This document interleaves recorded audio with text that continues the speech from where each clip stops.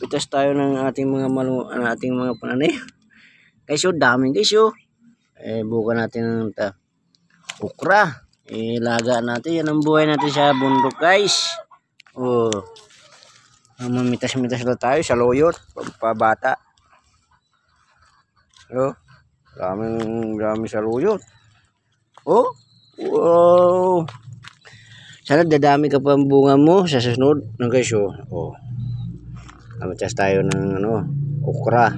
Kasi pangit na pag matanda na daw siya. Kaya medyo bata pa. Laga natin to. Saw-saw natin sa asin. May kalating kilong bigas. Solve na. Yan. Namumulaklak siya. Alanganin pa yung isa. Talbos. Yan, may saging na. Kurang tinasabah. Matataba. Matataba ang saluyot. Yan. Kunti pa yung bunga niya. Parasok lang. Ito, malaki na. Yan. Kukunin na natin yan. Sarap na yan. Gugupitin natin para bubunga siya ulit. Pag nagalaw kasi yan, hindi na siya bubunga. Baka magtampo.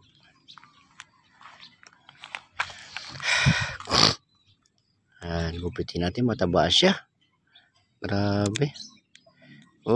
Taba siya. Na natin ganito, masarap tong ganito. Yan. Native yan guys, na okra. Kahit maliit, kukunin na natin kasi pangit na pag matigas. Matanda na siya. Daming saluyot.